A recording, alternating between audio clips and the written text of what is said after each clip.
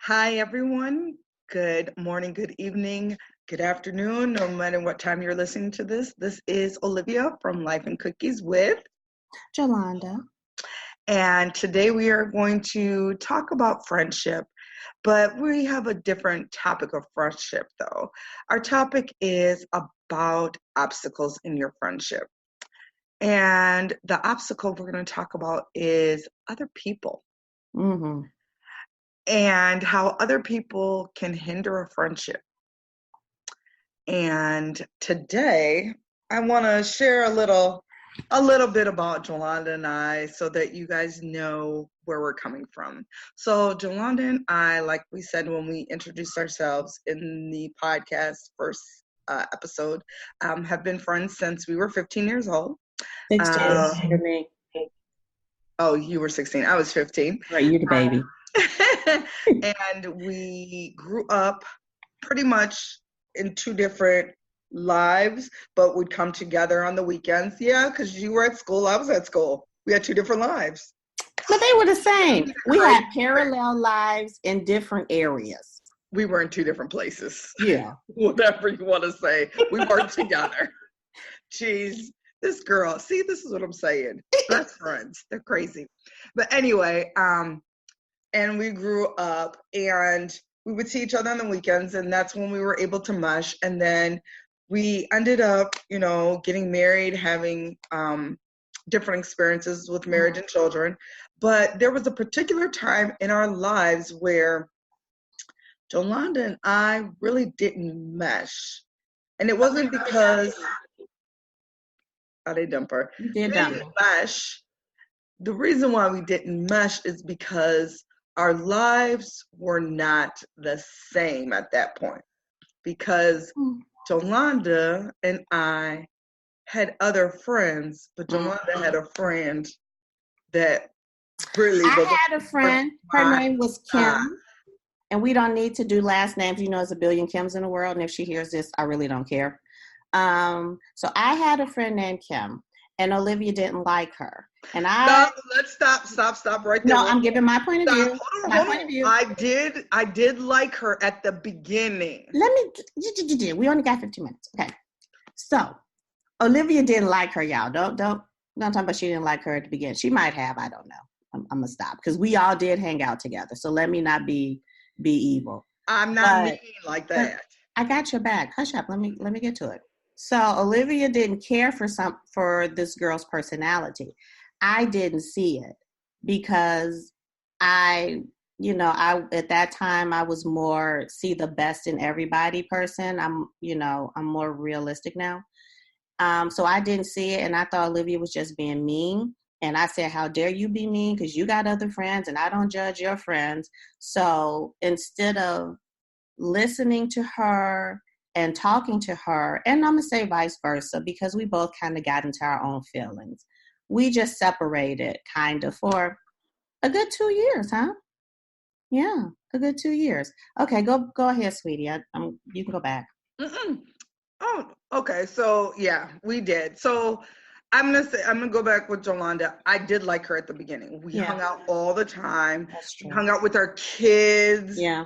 And things. So for me to hang out with my kids with her, it was I had to have liked her somewhat. I think for me, what the thing that started was that I felt my friend Jolanda was changing to me, and maybe because I was always a person, I don't like change a lot. So to see my friend hanging with someone else who I was hearing little things about, I was not hearing. She was a little loose and free. And I wanted my friend not to be part of that, because where we live, it is guilty by association. Like whoever you knew, if they did that, people would assume you did that too, and you could be far, far from it, but people thought that. So I didn't. Wait, I'm gonna do a little aside. So, and with that, you froze. Can you? Okay. With that, like she says, we lived in a smaller area at that time in Northern Illinois. Again, I grew up in the city of Chicago. So when she was voicing these concerns, I thought that they were BS because I'm not used to that. You know, in the city area, it doesn't matter really who you hang out with because you're not judged because it's not such a tight-knit community. Whereas where we were in the Zion, Gurney, Waukegan community, it's very tight knit. Like you see the same people doing laundry, going grocery shopping, going to work. Like you see the same people all the time, which really still freaks me out about that area. So I really just thought she was just being mean. You know, I knew the girl was a little loose and free. I didn't care. You know, that was what she was doing. And I didn't see how that should affect me. Okay, just go ahead, babe. So I was, I would tell her things and she'd be like, no, that's not true. I don't know what you're talking about. She's fun. She doesn't do anything around me, blah, blah, blah. So my friend would have fun, have experiences, and I was just like, bump it. So literally I just pulled myself away. Clarify that fun and experiences now. Oh, like go shopping because they were always at the store shopping. We just said child was loose and free now. I wasn't having. Oh, you said that. I never said that. But you agreed. You agreed. You know she was a hoe. I mean, free. Just say. All I said was people assumed who you're with. That's what you did. Okay. Oh my Lord, my friend. I love her to death. She plays a little too much. So they would go out. And one thing that I didn't like, and I've never told Yolanda this, was that I felt like because I wasn't at that time, she was a stay-at-home mom. So I wasn't part of that stay-at-home mom club so that they could do those things. So I was jealous in that because I was like, I can't hang out with her. I can't do that because I worked. I was a working mother, and plus I worked 2 jobs. So it really felt like she was pulling away because she had this friend who could do all the things that she loved to do: go work out, go shopping, go kick it at the movies if they wanted to, or if they wanted to go out and grab a drink, they could. So I was just like, oh my gosh, where's my time?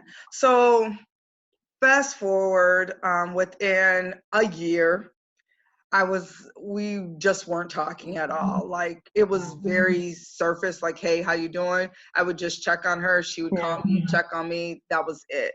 I think what really sealed the deal at the end and why we did come back is because Jolanda actually had a situation with her that changed and opened her eyes to what I was saying from the beginning about this girl. Yeah. So, and she was so devastated because she had given so much of her friendship, so much of her love to this girl, of like hanging out with her kids, and for her to let her kids hang out with the girls' kids, and just having family over. Her husband would hang out with her husband. Like they were intertwined. So it was like very hurtful to her. And she called me like the night it happened. And I was just like, and at first I was in my head like, see, that's what I mean. That's what I was saying. But then I was like, okay, I can't have that mindset, Olivia.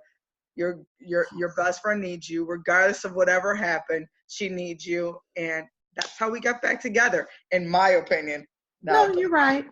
No, that's how we got back together. Okay.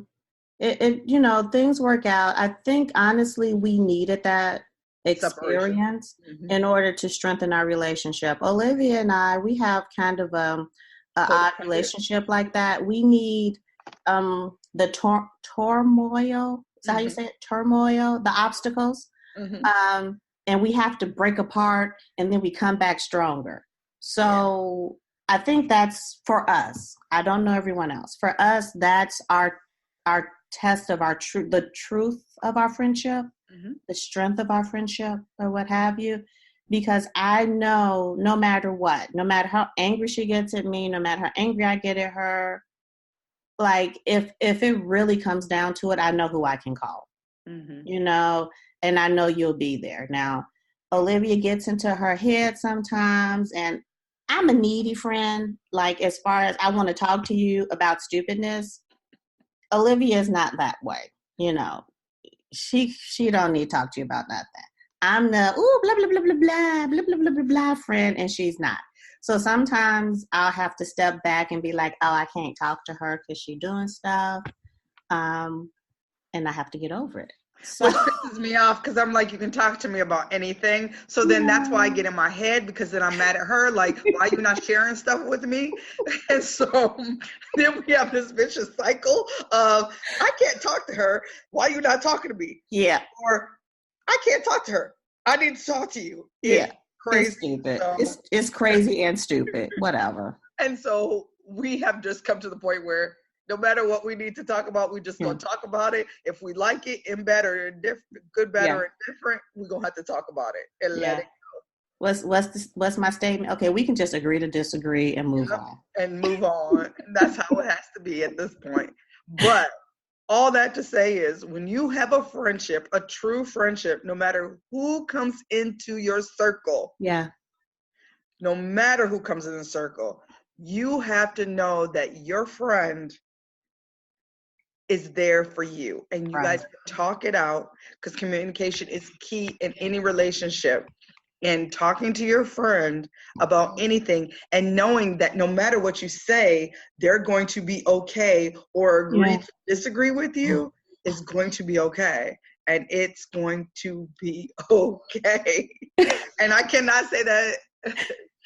I'm telling you, we've had some other issues, but that one right there, I really thought was gonna break us completely forever. Yeah, that was a lot. Because 2 years, 2 years, going from talking every single day. Our kids are everywhere. She's the godmother of my child. I'm the godmother of her child. I mean, our husbands are fraternity brothers. Like, we're sorority sisters. Like, we are so entangled, and not to talk for 2 years.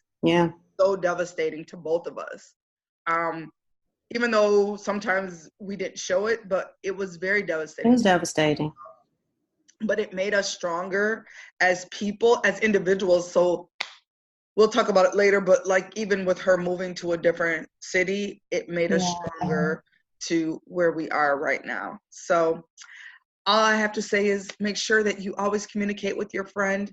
And a true friend is going to be a friend there regardless of what's going on, no matter what is happening with them. Also, they're going to be there for you, and you guys are going to be able to agree to disagree and have a happy life together. So, from Olivia and Jolanda, this is another episode of Life and Cookies, and always remember to take one bite at a time. Oh, I like that. Bye. Bye.